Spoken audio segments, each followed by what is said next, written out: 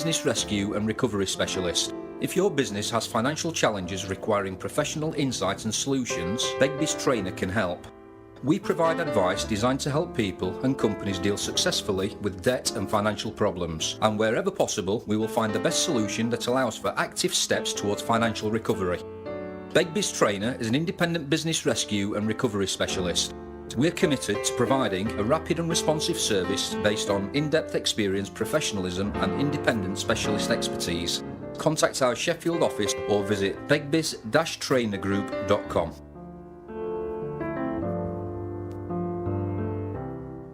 It's back, and bigger and better than ever. The Haworth Trade Day Bonanza is back at Ellen Road, Leeds on Friday the 10th of November, and everyone's welcome, trade and public, with 75 brands offering unrepeatable offers including Velux, Makita, Quickstep and many more. There's bargains to be had. Plus you could win a Nissan car or van worth over £15,000, and the first 100 people get breakfast on us. Entry is free. For more information and to register, visit haworth-events.co.uk. Terms and conditions apply. Do you want to get your message heard? With low advertising rates and great sponsorship opportunities, Sheffield Live can help you reach thousands of local people. Get your campaign on Sheffield Live. To find out more about advertising on Sheffield Live, write to advertising@sheffieldlive.org or call 0114 281 4082.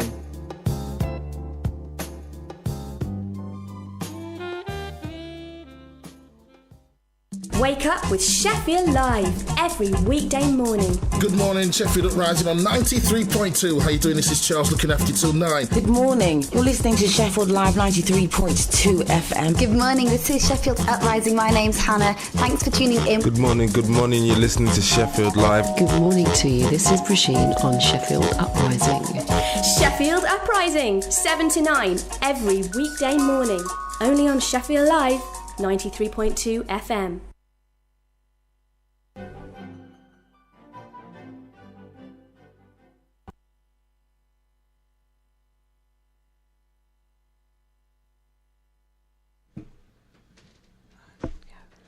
Hello and welcome to Write Radio, the show for the community of local writers and consumers of writing, with your literature hosts, me, Jane, and... me, Chad.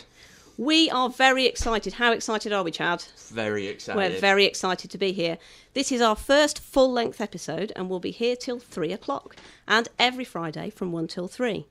So what's this all about, I hear you asking? Well, nothing less than showcasing the full range of new writing in Sheffield. We'll be bringing you stories, dramas, spoken word and much more. Can all this be packed into 2 hours, Chad? I think so. We can only try. But we've got greater ambitions to inspire you to write. Perhaps you've been writing for a while, or maybe you just thought, I might like to write. This will be the go-to show to hear about writing groups, theatre, comedy and spoken word opportunities. We'll be bringing you interviews with local writers and writing tips. But we can't achieve this alone. We need you and your writing to put on the show. We want to hear about your writing events and writing groups. I think that there's a lot of stealth writing groups out there. Don't keep it to yourself. Email us at writeradio@sheffieldlive.org. And now for our very first reading. Withering Hearts by Jane Wilton.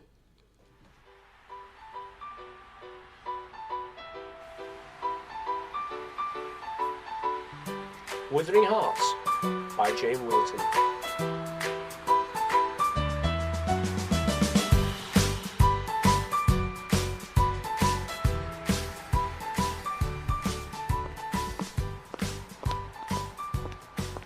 Oh, thank you for giving me a lift.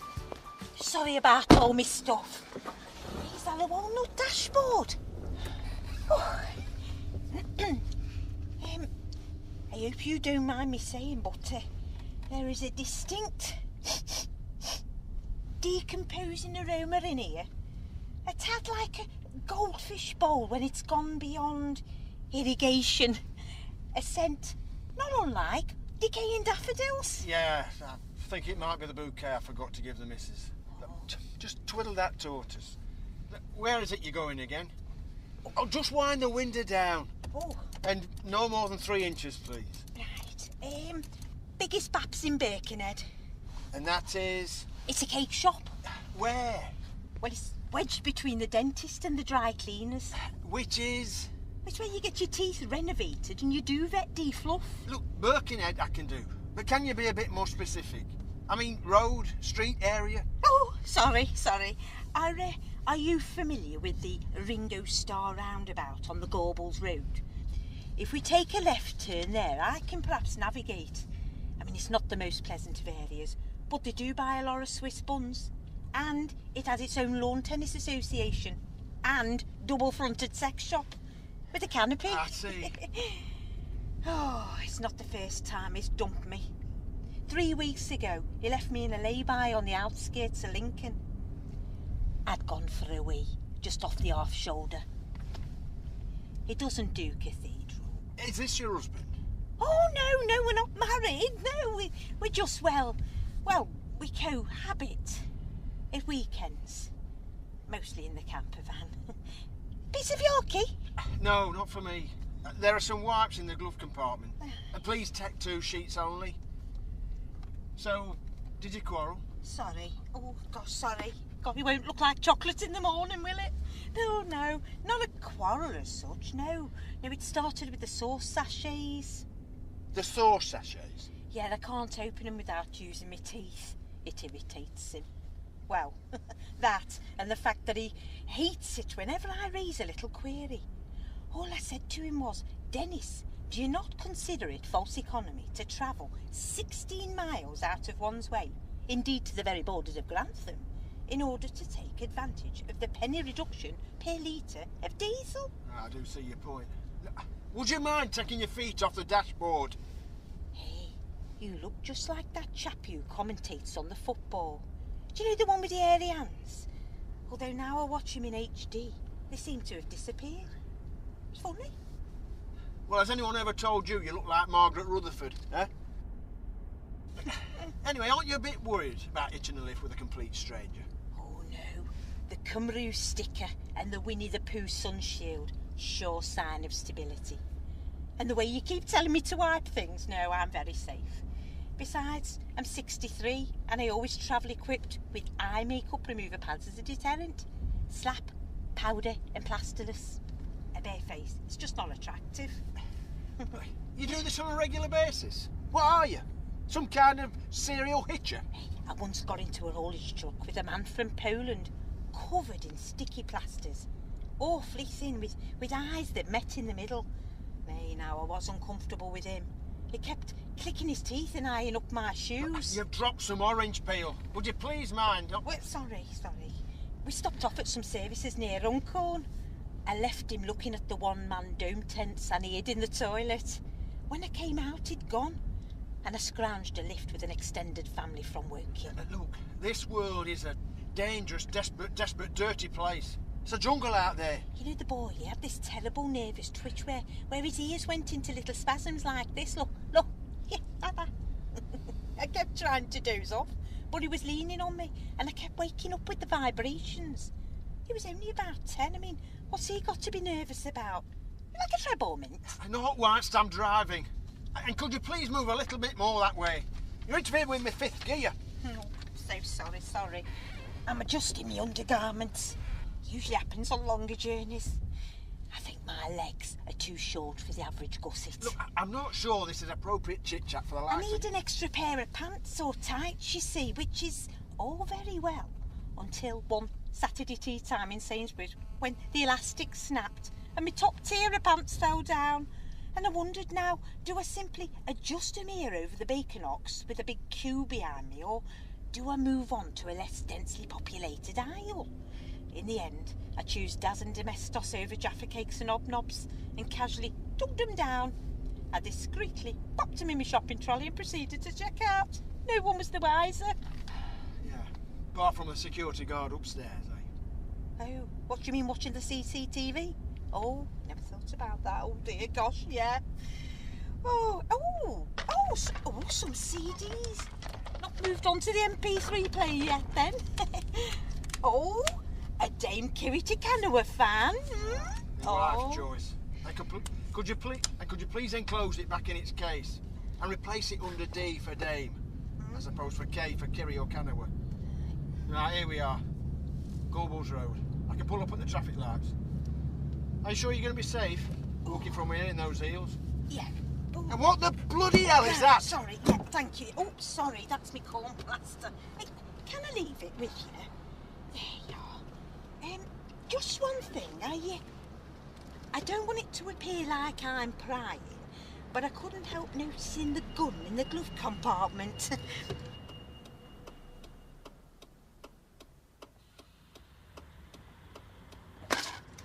Jalapeno Pringle?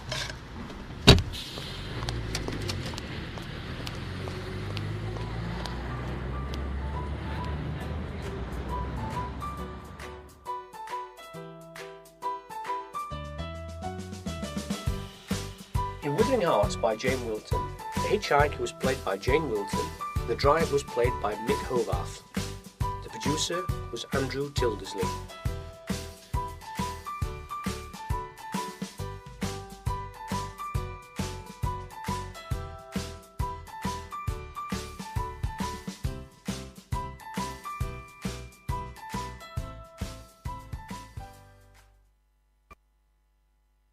So that was our first bit of writing, Wuthering Hearts by Jane Wilton. That was fantastic. That music at the end, though, I'm going to have that stuck in my head for the rest of the day. But yeah, so that's going to give you a taste of what's coming up in our shows. As I say, there's a few of these based on theatre, poetry, comedy, but we are the literature group, so we're wanting to get you writing, so we're going to talk about various ways we can do that. So today, one of the things we're talking about is the National Novel Writing Month, which we'll go into more detail about later. And we might throw some writing prompts at you, and as always, we want you to send in your writing. So if something in the show inspires you, whether that's one of the readings that we have, something that we talk about, or a writing prompt that I just make up in the illusion of preparedness, whatever gets you writing. So we've got some more readings coming later today. We've got one called Underground will be next. We've got one called Thrusting Edifice, which I am so intrigued by. Can't wait to hear that. And we're going to be talking to a local Sheffield writer called Tim Norwood about his experiences with the National Novel Writing Month. But first, I'm going to pass over to Jane, who has our first guest of the show. Thanks, Chad. Now, last Saturday, I had a very pleasant evening at the Lantern Theatre in Nether Edge, if you've ever been. It's the oldest theatre in Sheffield, I was told. The Victorian splendour is visible. The proscenium arch has got a kind of beautiful arts and craftsy kind of leaf design. Yeah, I'm nodding, I've got that right. It's a very intimate space with less than 100 seats, 84 seats, and it kind of reminded me of that children's book, The Mossy Green Theatre. If you've ever heard of that, Aileen's heard of it, who's with her. I'll introduce you in a moment. I think probably some of the younger people, that might be a reference lost on them. Anyway, the Lantern Theatre is the home of the Dilyskyte Players, who made us feel very welcome, as well as putting on some great dramas. Now, for a few years, they've been doing their bit for local writing by organising a new writing festival. This year, to celebrate their 60th year as a company, they have staged 2 nights of performances. And we're lucky enough to have with us Aileen Westerby, who is from the Dilyskyte Players, and she was not only acting and directing in other pieces, but she also wrote and performed her monologue, New Technology, One Woman's Adventure in the Land of the Internet. Hello. Hello. Lovely to have you with us. Thank you. Now, I think we can guess from the title what it was about. Could you just explain briefly what it was about? I've got 2 sons in their 20s, and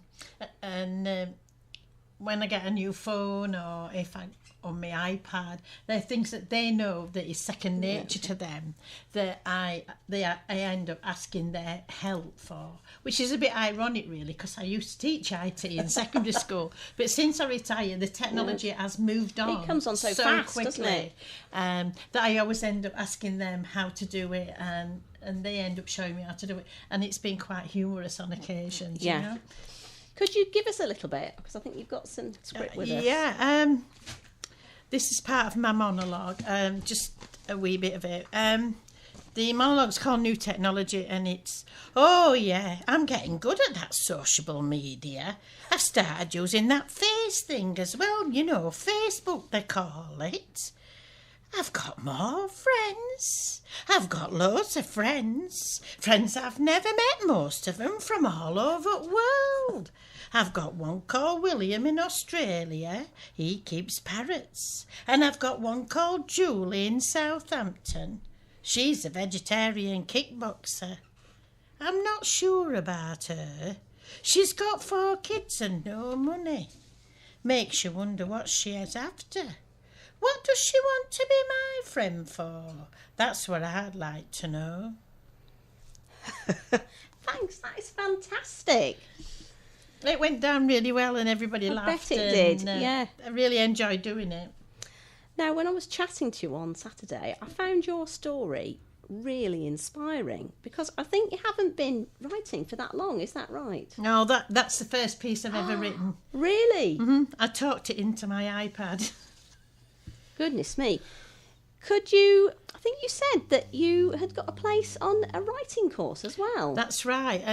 After doing this, I thought, I was starting looking on the internet for opportunities and on Facebook, because people put a lot of invitations on Facebook to have a go. And I applied to do the new writing thing run by New Writing North, that's it, a course called Significant Thing. And you had to write the first 3 pages of a television script, which I did, and I think 150 people applied, and I got on the course.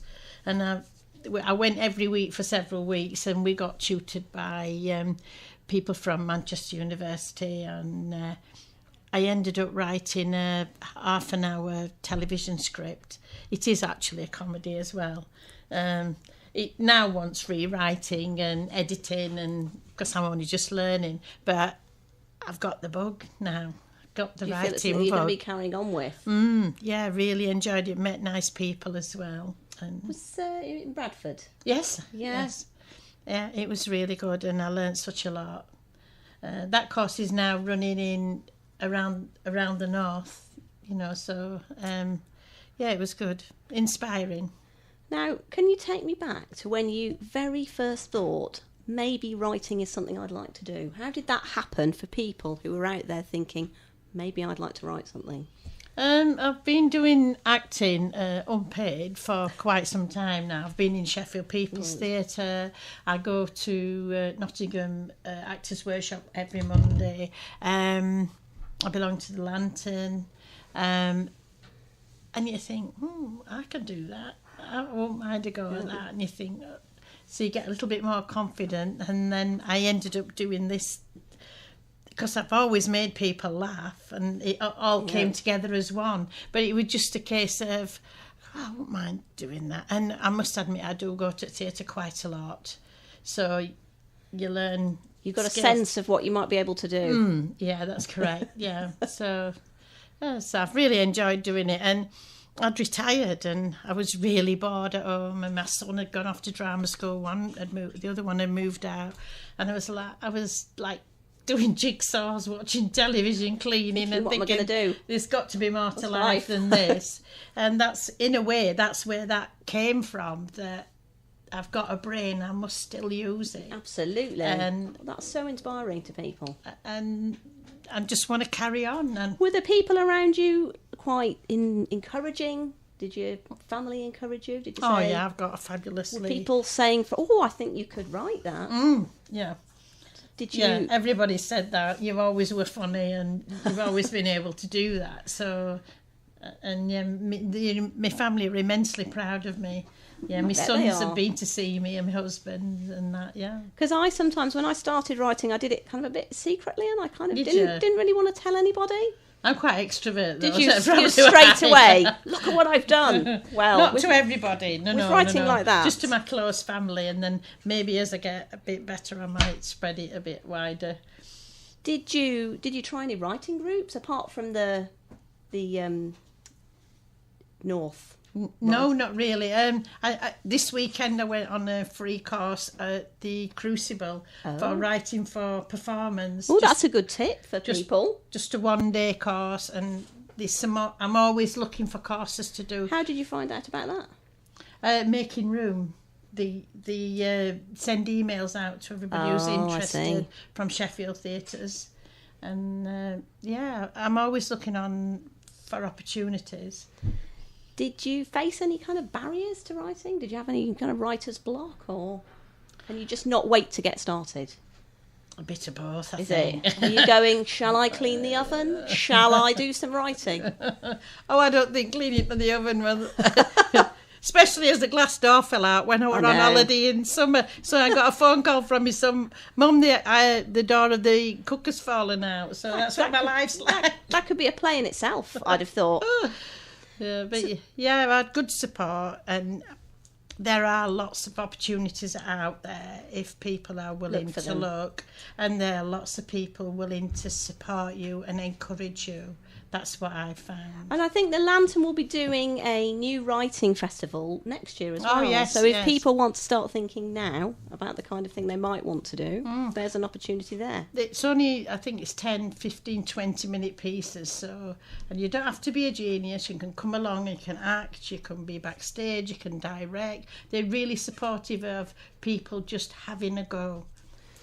What would you advise people then who think that they'd like to write but maybe a bit nervous anymore? Just write from themselves at first, and if they find it interesting, find somebody that they trust and see what response they get. And as I say, keep looking out for courses, because when I've been on them, they're from people from all walks of life, all ages. The course I was on the other day, Jean was on it, and she's 89. Wow, yeah, 89? Yeah. So you think that might have been your... I wonder what the oldest writer is, Chad. The oldest that could be, if you're just starting writing. It a go, bless her. Yeah, so it sort of helps. Better than Sudoku. That's all I can say. As a, I think that certainly would be my choice. I think in retirement. Now we're going to be talking about the National Novel Writing Month, where we will be challenging people to write 50,000 words in November. Will you be writing 50,000 words in November? No pressure. Or some. I doubt it. I think I might stick to my monologues at the moment. Yeah. I'm walking before I can run, or run before I can walk. Now, Aileen, you weren't the only writer. There was a few other writers. I had a lovely chat with Tim Barron, who did a play, A Tale Told by an Idiot. You weren't in that I weren't in that play, no. I think you were in the Slimmers world. Yes, I was in the Slimming World one, which was written by somebody we don't know. They never, if they did come to watch it, they never said it was them. So we were trying to guess who it was all Because I think you had some from abroad, they were telling me. Oh, yeah, somebody from America wrote one of the pieces. We're truly international. Yeah, an international theatre, Sheffield. That's what you can be doing. But it's a brilliant facility. As I say, everybody's welcome. You don't have to be a superstar. They were very, very welcoming. I'll definitely be coming to see some more stuff. Please come to see our Merry Wives of Windsor, which is on next, and then after that, the Christmas show, which is a rewriting of A Christmas Carol. We're using digital technology in it. Ooh, yeah, we'll have details about that later in the show. Right. Is there any more you'd like to read? Can you read a little bit more? Go on then. Go on. Oh yes, I've embraced new technology. Talking about that, I've got a date. No funny business though, you see, I'm a widow. I've been on my own a long time now. Anyway, other week our Peter says, Mum, why don't you find yourself a boyfriend? So I thought I'd give it a go, and he put me on one of them courting websites, you know, like that Matchbox and that Tinder, whatever you call them. I struggled to find a good photo of myself, I must admit. Well, not one that made me look 25. So I used that selfie stick again me at Christmas. I've been using it as a back scratcher all this time. And then he altered it on his computer Photoshop. Oh, anyway, to cut a long story short, that's why I'm dressed up like this.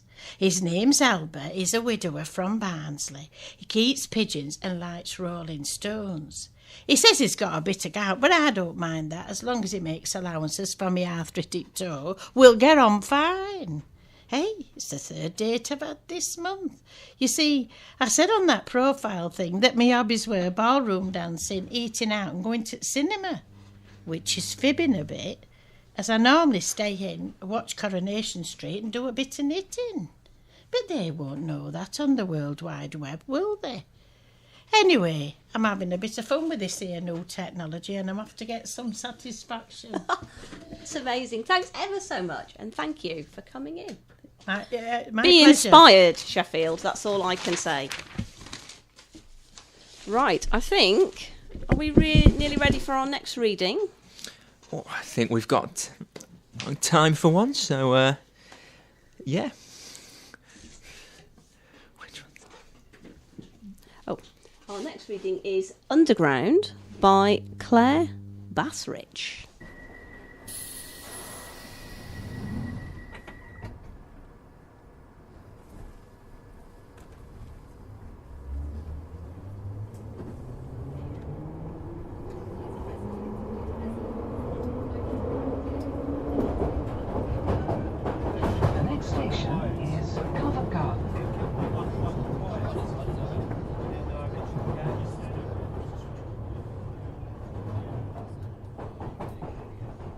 Seated on the underground train, sweat beading between my breasts, my breath wheezing with his large felt-covered trunk pressed tightly against my knees.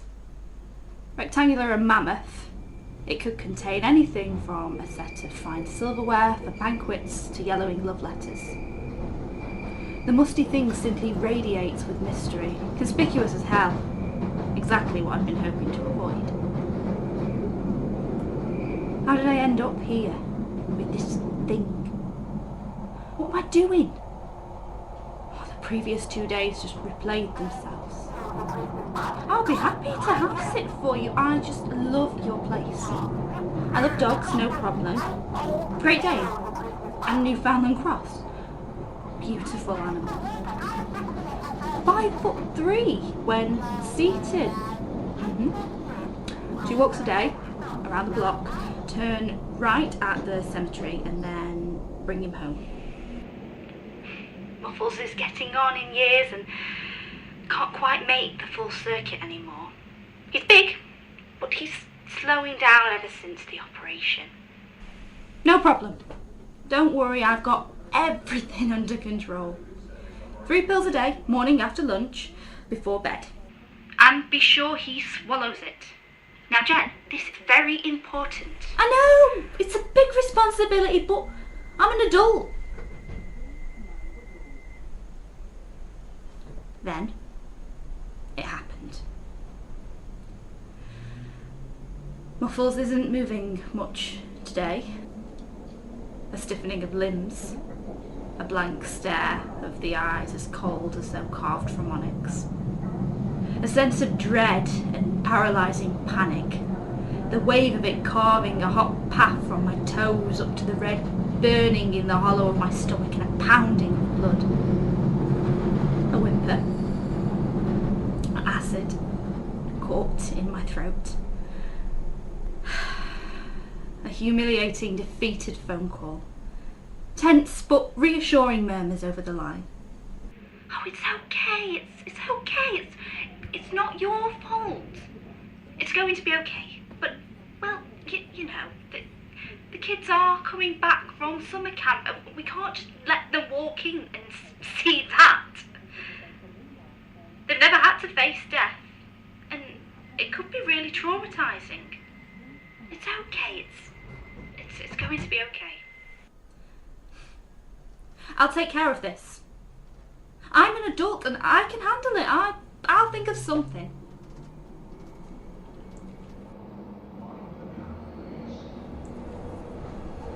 I'm on the train with Muffles.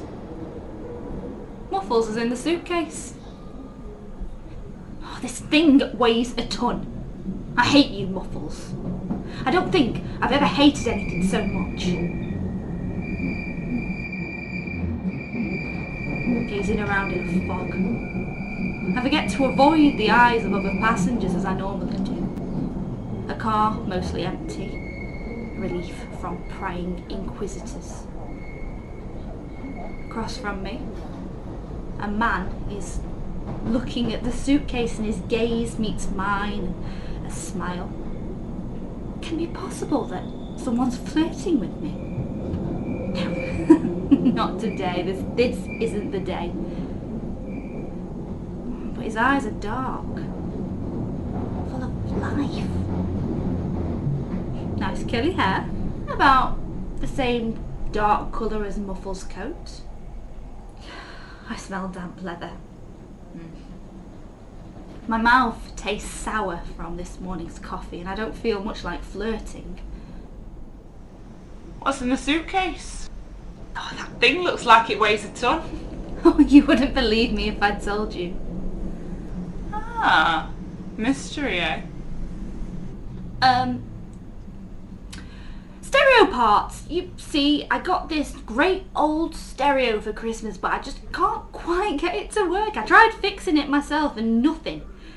So I'm just taking it to an electronics shop downtown.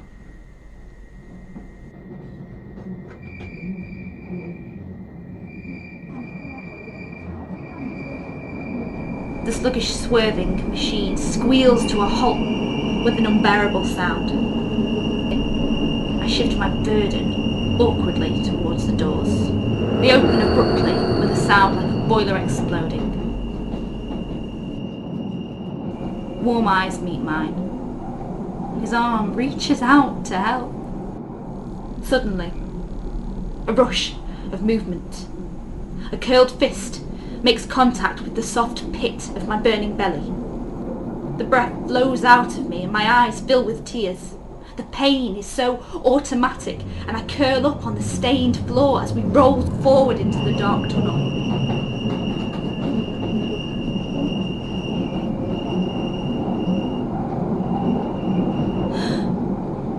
I open my eyes and the pounding in my head's gone. So's the suitcase.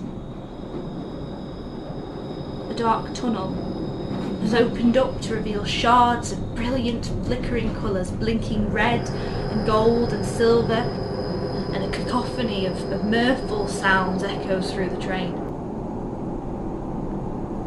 My face feels warm and wet. I realise that my whole body is shaking. I realise I'm laughing. I feel so light.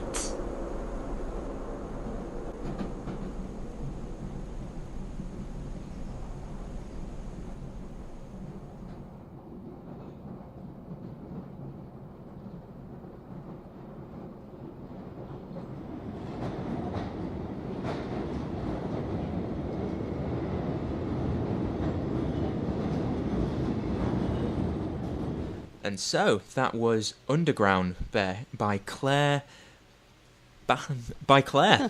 So Basarich. So, that was fantastic, very atmospheric. I was really drawn in by that. So, on with the show. You just heard from Aileen Westoby, and now I think it's the first show. I know that you out there, you're just really dying to know more about your hosts, because we're amazing. So, Jane, we're both writers. What kind of thing do you write? Well, I tend to write short stories, but I've also done some writing which is based on local history, because I've worked quite a lot with local history groups, and kind of helping people to turn maybe their life story or things that have happened in their local area into a story. So working in the community is mostly what I've done, but I do sometimes, Chad, write a poem, but I don't always show people. No, there's something very personal about poetry. They're very personal, yeah. Yeah. I myself, I write poems, I write plays, I try and write longer things, but doesn't always go as a plan. It's quite overfacing. What's the biggest writing project you've taken, Jane? Well, it's still really kind of a short story, so that's not that big in a lot of ways. But I'm trying to get some things together so that I can put them in for short story competitions, which there are an awful lot of if you have a look on the internet. And actually Twitter is quite helpful. Once Twitter has learnt that you like short story competitions, it will offer you many. Yes, indeed. The short story competitions are a great thing, especially if you need some kind of impetus to get you started, whether that's a setting or a theme or a prompt or even a first line. But yeah, I often find that when I'm writing, I don't know about you writers out there, because if you're listening to this, if you're not a writer now, you will be. We're going to make that happen. We are. But one thing, if you think, I really want to have a go at writing that novel that I've had in me and I've been talking about at every dinner party I've been at for the last 6 years, but I just need something to get me going. And a good thing for that would be the National Novel Writing Month in November, or if you're hip, it's NaNoWriMo. Now, this was something started in America, in San Francisco in 1999, where a group of 21 friends got together and thought, let's write that novel that we've all been speaking about at every dinner party we've been to for the last 6 years. And they decided to just do it in a month. Now, it's very American, so this is from their website. It is seat of your pants approach to creative writing. So, wouldn't really work if it was British, would it? No. Seat of your trousers. Seat of your trousers, seat of your tweedy skirts. Yeah, it is very American. It's very enthusiastic. It's valuing enthusiasm, determination, and a deadline.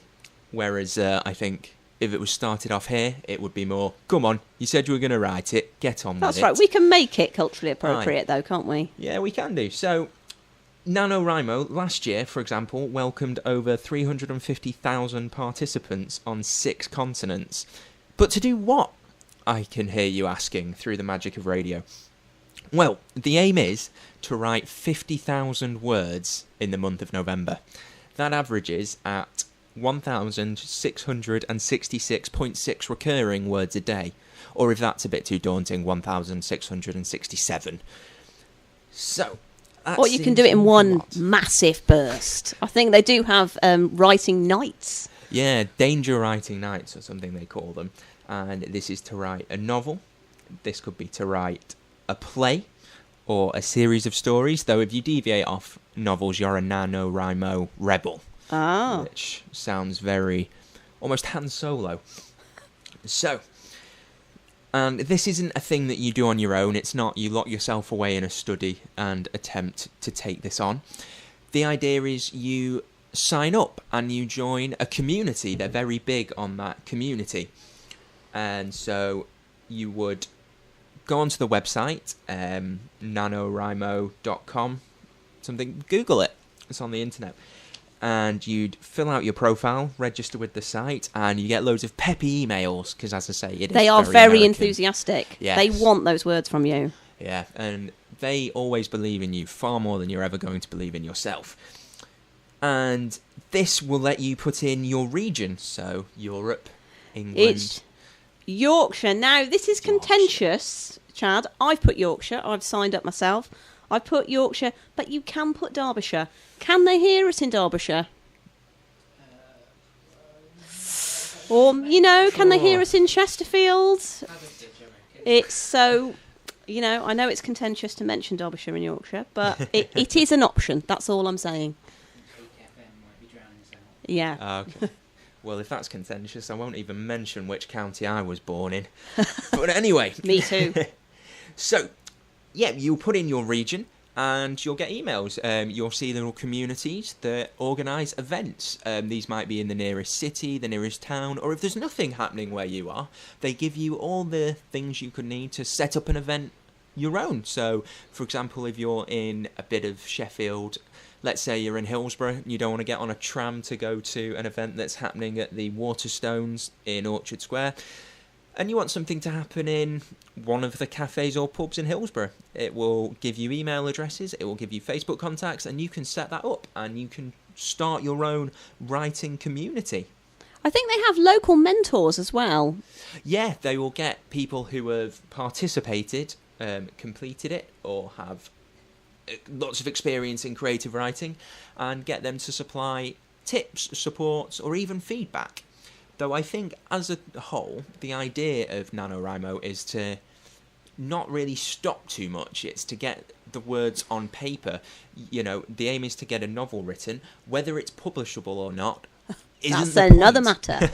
No, I once was in a creative writing group with someone who wrote the novel, and in less time than it was, sent it off to their independent publisher, and went from there. Whether or not the work was any good was something she didn't listen to in our writing group. So, it's what you want from it. Not to open old wounds, but yeah, it is really to get what you want out of it. I think it's not meant to include the editing process. No, it's something it's to edit. It's just about the words. Afterwards. Yeah, it's about getting those words on paper. Because I don't know about you, Jane, but when I write, I have a tendency to edit as I go along, which sometimes mean I lose a writing day over one comma. Easy to do. Yes. I like to have a massive splurge, and because I'm dyslexic, sometimes I get some actually quite colourful phrases, which actually sometimes is better than what I was actually thinking of in the first place. Oh, fantastic. Yeah, I myself can sometimes, and I'm an ideas man. I like to think, I love this idea, and I'll start it, and then I'll hear a tapping at the window, and it'll be another idea. It's going, write me instead, write me, and then I will have 5 projects that I've started, none of which I will have gotten very far on. So this kind of thing can be really, really good, really useful. I think I've got some stories with about maybe 3 or 4 different novels in them at once. I'm not really sure where it's going. I'm just writing the words. Well, that's the main thing. And, people say everyone has a novel in them. And this is really an opportunity to pull that novel out, and instead of talking about it at dinner parties, we'll let you be able to get out a big sheaf of paper and slam it down on the table and deny anyone a starter until they have read at least 10 pages of your manuscript. Read it all. There'll be no food until it's read. No, exactly. So, we are going to have a guest on after to talk about their experiences of NaNoWriMo. So we've got a guest physically in the studio to talk about their experiences, but we've also got something sent in by one of our listeners. This was sent in by Nikki Heimmarch, and they had this to say about their experiences with NaNoWriMo. I had never heard of NaNoWriMo until I briefly dated someone who did it every year and introduced me to it. My interest in NaNoWriMo lasted far longer than our mutual interest in each other, and I decided to give it a go when the next November rolled around. I started by frantically looking through all the forums, probably in the October, and doing a bit of research that way. They were great for answering practical questions, as well as some inspiration. I'd recommend having a read because they are vast. I got quite into it, and joined a local group and everything, but I'm definitely a joiner. I also wrote my dad into it. He'd never heard of it, but is a classic, I'm definitely going to write a novel someday type of person. Also, I know the idea he has for a novel, and I want to read that novel. He isn't really an internet forum type person, so he just checked in with me every day with his word count. Probably helps that we are very competitive, because I was away for a few days that November, and took my laptop to make sure he didn't beat me with his word count whilst I was out and about. This was actually probably the biggest factor in getting my word count up. I tagged along with a group from the forum to begin, which was entirely misjudged on my part. This was a group of people who all knew each other, rather than an actual group of NaNoWriMo people coming together on the forum. Looking back, I can laugh. At the time, they probably thought I was a serial killer, which sounds like as good as any starting point for my next NaNoWriMo project. Fantastic. Some excellent experience there from Nikki, talking about the value of that community and getting like-minded people to help spur you along. Absolutely. Whether that is through support or just wanting to beat your dad. I'd quite like to do it with my mum. I think it might be the spur that she needs. She doesn't live in Sheffield, so this isn't a secret message to her. No.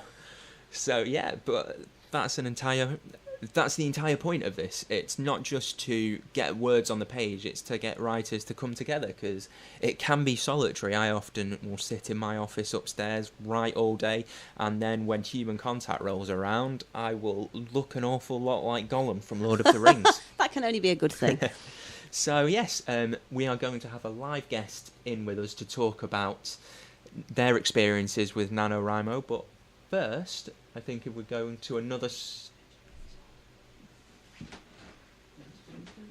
Timmy's going to be on in the next hour. In the next hour, following another fantastic story sent in by one of our listeners, in fact, and we're going to have some more adverts. Right, it's Thrusting Edifice by Susie Casson.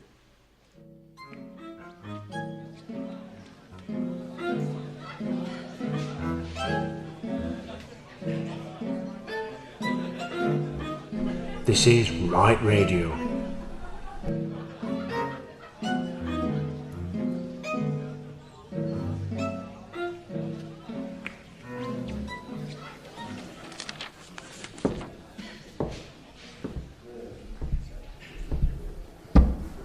What do they call this then? Beg your pardon? This painting here. So you've got a programme. What do they call it? Oh, that one's called Daffodils in a Sunny Glade. Are you sure? I think so. Oh no, sorry, that's that little one next to it. This big one's called Thrusting Edifice. Load of rubbish. What's it supposed to be? Well, I think it's some kind of lighthouse. You know, sticking up out of a swirling sea. Or it could be a kind of tower rising up into the sky. Load of rubbish. Oh, I don't know. I really like it. You must be mad. You can't even tell what it is. No, but that's why I like it. Why should you be able to tell what it is? It can be whatever you want. Different things on different days. It's just an expression of the artist's thoughts and emotions spilling out onto the canvas. A seething mass of what's inside, clamouring to get out. Who's it by then? It says in the programme it's by someone called Chris Patterson. She needs some kind of therapy, I reckon. Chris could be a man's name. No. A bloke can never paint something like that. How do you know? He might. Men are generally more repressed than women when it comes to feelings. He might be full of emotions that he can only express through his painting. No. Not my cup of tea at all. I prefer photos myself. But can't you see how wonderful it is? The artist trying to speak to us through the paint, to you and me, trying to communicate with us, touch our souls. He's saying, this is what I think about life. How about you? Hang on. You're saying you can tell what kind of bloke painted this rubbish just by looking at it? Yes, I can. Go on then. What's he like then, this Chris Parkinson? Patterson? Well, okay then. He's very passionate, like I say, enormously creative, but he's used to keeping everything bottled up inside. There's a constant turmoil within him, but also a sense of calm, deep down. You know, like the eye of a storm with everything raging around it, all his anger and frustration, because he knows what's right. But actually, he's peaceful deep inside. He wants to make the world a better place, stop war, end injustice, make things fairer. But he can't seem to find a way, so he paints a picture to show how he feels and ask if we feel the same, because if we did, then things could start to change, become fairer.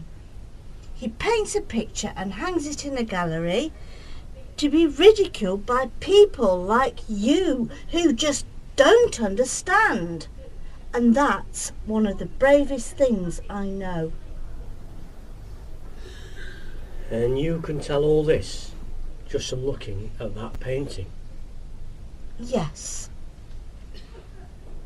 Do you fancy a cup of tea and a cream bun? Yes, that'd be nice. Oh, and you know this little one? What's it called? Daffodils in a sunny glade? You need to add a touch more yellow here to highlight the flowers. Do you think so? Perhaps. Oh, and you know this big one? What's it called? Thrusting edifice. You need to give it a less suggestive title. Do you think so? Your photo's in the programme. So's yours.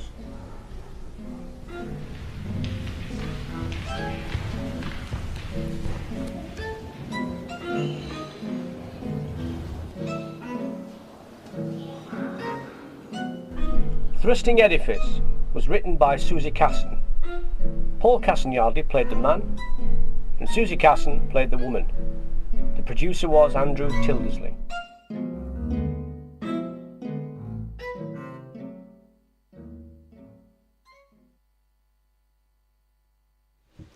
That was Thrusting Edifice. That was great. So, coming up in the next hour, we will have Lola by Kath Allwood, Silences by Mark Wardle, and by our very own producer, Accidentally Reckless. We're going to also have a guest who's got a bit of experience about NaNoWriMo, and he's going to be giving you and us, hopefully, some tips. So, let's have another bit of a think. Those stats. So, apparently, they have 350,000 entrants last year, out of which 34,000 met the goal.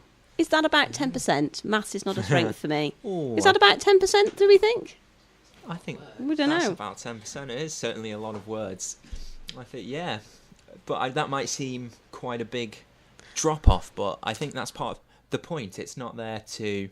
It is sold as a competition. There are prizes. Exactly. There's milestones along the way, isn't there? I think we should make that into a positive, really. Definitely. Because you might think, 50,000 words in a month? There's no way I'm going to write that. What will happen if I don't? Will somebody come round to my house and tell me off? It's not going to happen. The point is, if you wrote 1,000 words that you wouldn't otherwise have written, I think that would be a massive win. Yeah, exactly. That's going to be my policy anyway. Yeah, exactly. I think the point is to throw off those shackles, that worry that we all have. Like, I myself am starting a project that I hope will turn into a novel, and each time I sit down, I'm just so anxious that every word has to be the best, that I'm going to use this NaNoWriMo this year to try and just get it down. And if those 50,000 words I don't use, at least I think I've done that. They're just, I don't know if you heard, but that car, that's going away to get started on their 50,000. That is some serious, maybe it's a V8. They really want to win NaNoWriMo. But yeah, I'm going to use it as an opportunity to get down words and to get that anxiety out of my head. Yeah, I think I'm going to be doing that too. I just think it's a great opportunity just to think about the word target and just sort of to free yourself up.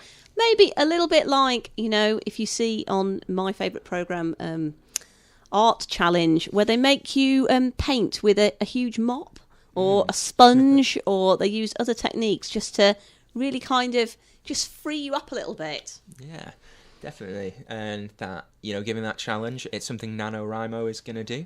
And there are plenty of success stories as well, because if you do complete it, one of the things you get, the independent publisher group CreateSpace shows you your novel in manuscript form and gives you information and details on how to get into publishing, whether that is some tips on getting actual publishers or going down the new route that's really good and is a way a lot of writers have gotten recognised at first, which is going through Amazon's own self-publishing. Oh, yes, so yes, I've heard of that. It's that way of not doing it yourself, but being given the tools to do it yourself and the help. And of course, there are people who finish NaNoWriMo and who do find great success. We've got some. Let's hear about some of those examples. There is The Night Circus by Erin Morgenstern, which is a fantastic novel. It's one that I have read and very much enjoyed. A sort of fantastical, magical realism story about a travelling fair, which that can't be bad. Is amazing. There is the novel Fangirl by Rainbow Rowell, who is one of the superstars of young adult fiction at the minute. Oh, right. Yeah, she. I believe she had her first book was just being published, and her second one, the names of which have just left my head, had the rights been bought. And you can Google that. Yes, you can Google it. Rainbow Rowell, rainbow like the thing in the sky, and then Row. Double L, and enjoy your Google. She's a fantastic writer, though. Feel free to check her out if you need inspiration and you like writing about some of the themes that are tackled in young adult writing. I should just also say young adult has an age range of anything from 8 to 81. It's that's suitable right. And fun for all ages. But yeah, there was that one, and she wrote Fangirl because she had these two other novels written for years, and she was worried that she would really struggle to get something else now that there was this pressure. So she did NaNoWriMo to get rid of that pressure, essentially, and not feel as if she'd burnt out. And there was also Water for Elephants by Sarah Gruen. It's not Green, it's like Gruen, I think. And so, yeah, there are lots of success stories. So maybe, who knows, you out there that could be listening you, to this, Sheffield. yeah. That's what we're looking for, and believe you me, we will be taking the credit if it is. If you do win and get acknowledgements and we're not in them, we're going to want to know why, and we're going to want you on the show explaining what's happened. And across, it works over 6 continents as well. Wow. That's amazing. And there is, if you look on the website, a degree of merchandising available. There are mugs. I believe there are pencils, T-shirts, badges. I think you'd have to import them from the US, so that might take a little bit of time. Would you be tempted with a badge, Chad? Or with I would love a badge. A badge, a bag. That would, so people could say, "Oh, what's that?" It's a kind of advertising. You can say that you're doing it. A chance to discuss ideas. Yeah, you can. I mean, anything like. One of the main things about a lot of writers is they like people to know that they're writing. Absolutely. And they like to share their work, and a way to share your work is to send it in to us at Write Radio. Absolutely. Classic. We've got a Facebook page. We're on Write Radio. If you search us, we'll come up. There's a picture of a pen on some lovely writing, and it all looks very nice and lovely, like fireside writing. Look out for various Facebook posts. We have a story coming up in our second hour called Lola by Kath Allwood, who got in touch with us through Facebook. That's right. And if you wanted your writing to be featured on the show, like the ones that you've heard today, get in touch through Facebook or email us at writeradio@sheffieldlive.co.org. Almost had it. It was so slick then. Well, I could be wrong as well, to be honest. But yeah, and so it's a big challenge, and we're going to go back to it. But don't be scared of the big challenge. No. I think whatever you can do. They've got a young person's writing program. I think. I think if you're a teacher or an educator, I think they've got some packs that you can take into schools to encourage. We've got some fantastic young person's writing in Sheffield. So there's definitely some inspiration there. You can have NaNoWriMo's social media banner on your Facebook if you want to. And of course, as we said earlier, if you are involved in a library or you have some kind of social space, you could start your own writing group. based on NaNoWriMo. We're going to be giving details later on in the show of some of the meetups that are happening. But I think now we're going to go to some adverts. Yeah, we're going to have some adverts because we do live in a capitalist society. But after that, we're going to have Tim Norwood in to talk about his experiences in NaNoWriMo and a story. So,